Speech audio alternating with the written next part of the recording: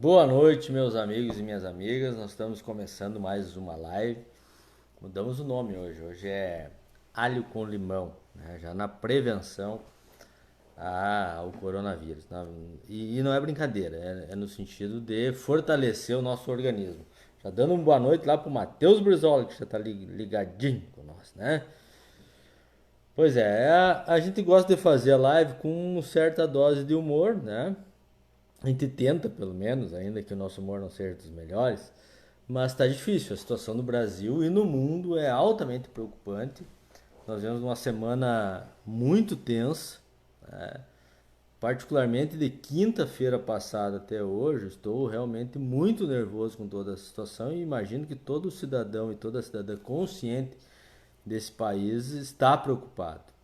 Infelizmente, e aí é um recorte importante, nós temos protestos hoje no Brasil inteiro contra o Bolsonaro. Nós temos na presidência da República alguém que não respeita a presidência da República e faz um proselitismo barato, ridículo, né? Sem nenhuma responsabilidade com o que está acontecendo no Brasil e no mundo. Boa noite, Joana. Boa noite, Ricardo Tomazini. Boa noite, Giancarlo Borba. Boa noite, Maurício Orsolim. Boa noite até pro Visoto. Olha lá o Visoto chegando ali, seja bem-vindo. Pessoal, a situação é realmente muito difícil no Brasil. Nós temos ainda pessoas que não acreditam nessa calamidade que a gente está passando, né, que o mundo está passando. Ou seja, o vírus é real e não adianta ficar criando uma, teorias da conspiração contra a China. Não sei. A China diagnosticou o coronavírus. Talvez não tenha nascido lá, abençoadinho. Lá o sistema diagnosticou, foi o primeiro diagnóstico, viram que era morte de alguma coisa diferente. Pode ser que seja de lá, mas não há nada que diga que seja uma disputa geopolítica. Pode ser, mas pode ser que alguém plantou lá também, poderia ser. Mas o fato é que os sistemas de saúde do mundo precisam, e as pessoas do mundo precisam se proteger para que a gente não morra. São 4 mortes, alguém poderá dizer que é pouco, algum bolsonarista, né? Alguém poderá dizer que é pouco. Mas são 4 famílias que estão chorando neste momento, né? E a gente tem que ter solidariedade, de fato. Não ficar só achando que é pouco, que é muito.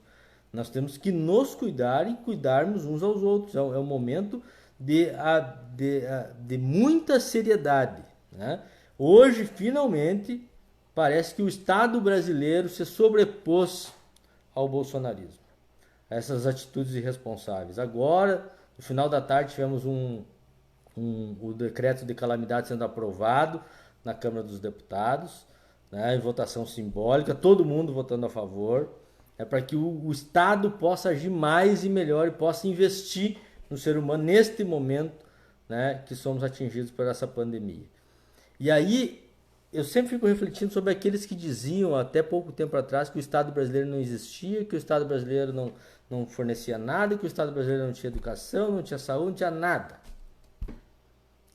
Quem está trabalhando agora para pelo menos minimizar os danos e ter uma noção do que se fazer?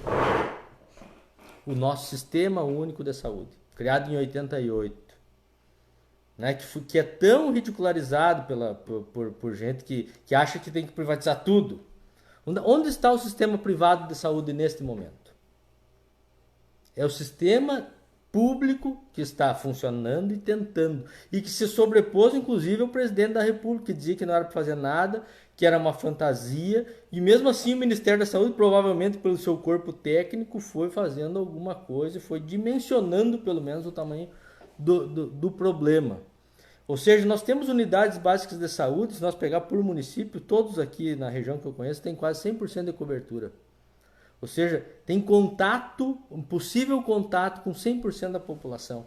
Soledade nós temos 7 ou 8 unidades básicas de saúde, o que é plenamente suficiente para que a gente possa atender, ainda que minimamente, mas é a rede que existe. E é uma rede que foi muito difícil para ser conquistada. Essa mesmo pessoal que dizia que não existia educação no país, hoje fica reclamando, alguns, né? Ainda bem que ínfima minoria, graças a Deus, né? A maioria está consciente da situação. reclama das creches e das escolas da rede pública estarem sendo fechadas. Mas diziam que não tinha atendimento de educação. Mas como que não tinha se quando está fechado, não tendo de deixar as crianças? É óbvio que se todas as famílias devem estar preocupadas sobre onde deixar as crianças, minhas duas filhas também estão passando por isso. Mas nós temos que ter a responsabilidade e a grandeza de saber que agora, se nós não tivéssemos essas redes, ter esses instrumentos da rede pública de saúde, de assistência social, que foi criada, essa sim, no governo Lula, o SUAS. Um amigo e amiga talvez não saiba, mas existe um sistema único de assistência social. Inclusive em Soledade nós criamos, quando estivemos no governo, o Lúcio, que era secretário, encaminhou, né, para o prefeito encaminhou para a Câmara e foi aprovada uma lei de benefícios eventuais, justamente para situações como essa, que prevê desde o pagamento de aluguel em caráter eventual, né, em situações como essa, até doações de cesta básica, kits de sobrevivência, que nesse caso seria até o álcool gel, né, nós poderíamos incluir nisso. Enfim, Soledade e outros municípios devem ter. Né? Boa noite, Bianca Spinelli, seja bem-vinda. Né? Para que as pessoas possam ser atendidas, porque a crise que se avizinha, a curva dessa epidemia, ela é muito grande, gente. E veja bem que há pouco tempo atrás, ou seja, 2 anos atrás, 2017, 2 anos e pouco atrás, se aprovou uma PEC do teto que impede o Brasil de investir em saúde, educação, investimentos na área social, na educação não. É algo absurdo, mas que passou batido. Nós lutamos contra, muita gente lutou contra, mas passou na Câmara, no Senado, e depois quem defendeu essa pauta se elegeu deputado, deputada, senadores e elegeram o presidente da República, que é esse cidadão que está aí, essa pessoa que está aí, que às vezes a gente não acha por onde adjetivá-lo, mas é esta a situação, né? Então eu escrevi um texto, inclusive, sobre essa situação, falando sobre isso, sobre a PEC do teto, que impede... A PEC do teto tirou 10 bilhões da saúde do ano passado e vai tirar 21 bilhões esse ano. Porque ela impede, é o orçamento de 2016 e não pode aumentar. Que é o do ano anterior a 2017, quando foi aprovada. Tá ali, para todo mundo ver. Então, um país que se auto-proíbe de investir na área social, um país com grandes problemas sociais. Então, o ano passado foi 10 bilhões a menos que o ano anterior, e esse ano seria 21 bilhões a menos. E isso tirando dessa rede pública que está em todo o país. O município, é raro o município que não tem unidade básica de saúde, e que se não funciona bem é por culpa das administrações locais, ou por alguma insuficiência de médico, que daí nós fizemos o Mais Médicos, que também diziam que não precisava, e estão chamando os cubanos agora de novo. Por quê? Porque é óbvio que precisava. E o Mais Médico não era só trazer os cubanos. O Mais Médico era criar universidades de medicina. Criamos uma aqui na Universidade da Fronteira Sul, aqui em Passo Fundo. E aí eles ficam dizendo que a Universidade Federal é só para alguém fumar maconha. Mas quem é que vai fazer pesquisa agora sobre a questão do coronavírus?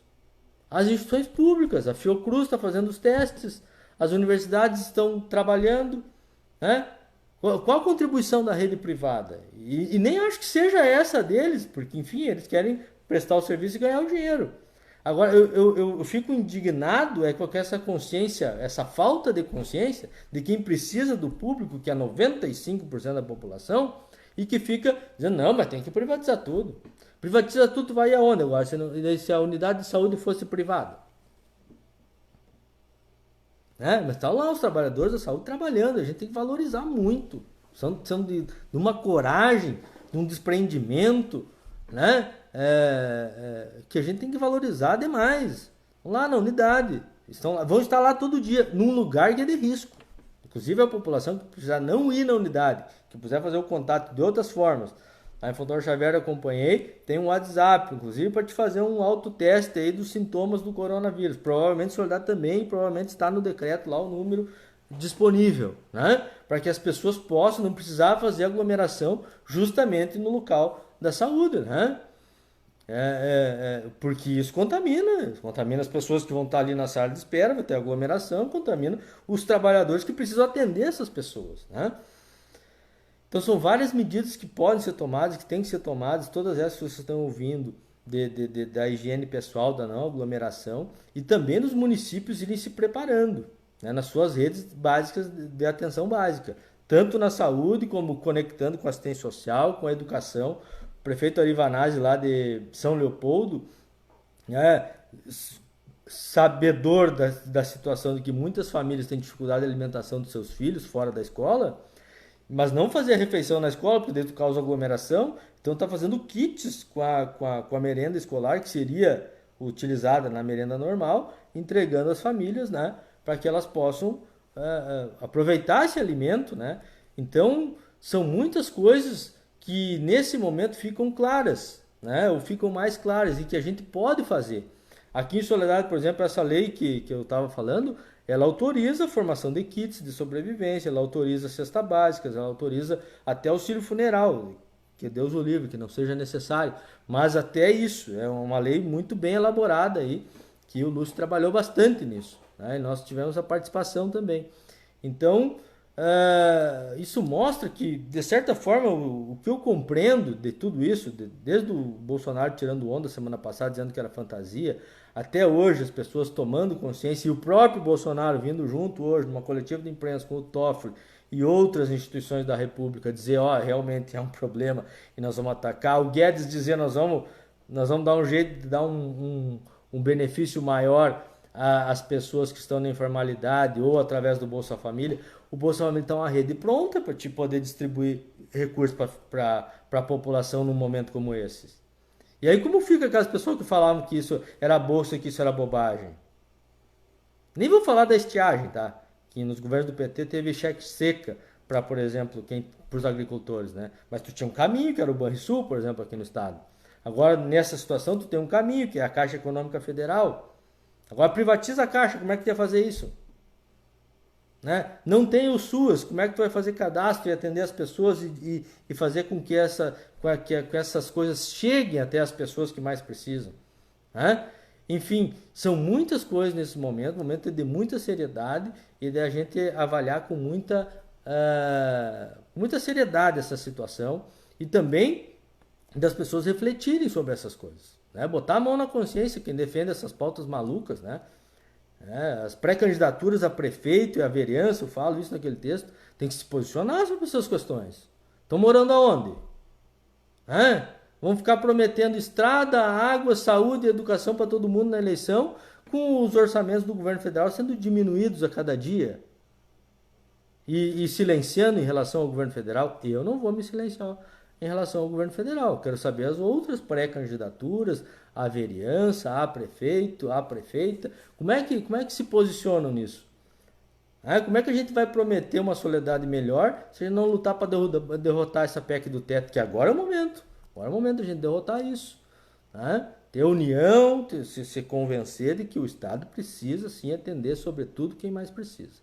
Alguma coisa, Geisiane? Eu vi que alguém comentou ali, coisa e tal. O Lúcio está falando em menos de 2 meses e esse vírus novo, né, deu a volta no mundo. Realmente é algo assustador. Eu vi, hoje tem disponível na internet aí o Volney lá, grande abraço, Volney.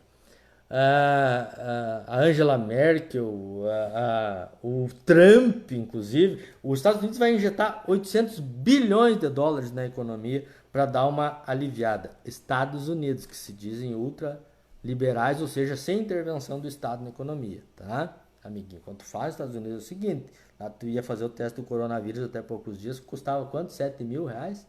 Né? Se tivesse o plano de saúde público, aquele que o Obama fez, se não tivesse era mais. Agora parece que estão fazendo de graça, porque sentiram a batucada, entendeu? Não dá, a situação é realmente... E o único presidente no mundo que não levava a sério, que não foi na reunião agora dos líderes da América Latina, era o nosso. Espero que ele reveja, espero que seja sincera essa mudança de orientação que surgiu agora no final da tarde. O Maurício escreveu aqui, Maurício Orsolim. Grande Maurício. O jeito. Contra demissões, o governo propõe redução proporcional de salário e jornada. Eu não sei, sinceramente, eu vi isso agora há pouco, Maurício. Eu não sei. Talvez seja um paliativo, a gente não sabe como é que isso vai se comportar, né? Vai ter que o Senado e a Câmara trabalhar muito nisso. Nossas empresas é óbvio que vão sofrer também. Não dá para simplesmente não ter o trabalho e ter o salário. E tem que achar uma equação aí.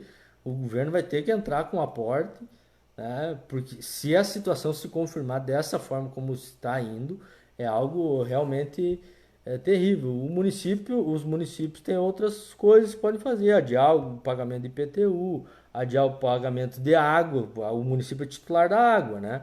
Mesmo aqui em Soledade, que é o convênio com a Corsã, Fontoura também, outros municípios, a maioria com a Corsã. Alguns têm departamento próprio, mas tem convênio, dá para negociar, dá para pressionar o Eduardo Leite para fazer alguma negociação em relação a isso. Enfim, tem muitas coisas que podem fazer graças a existir o Estado brasileiro, ainda que não do tamanho necessário, ainda que falte escola para alguém mais perto, mas não falta. Aqui na nossa região é 100% cobertura, SUS também é 100% a cobertura na saúde básica, né?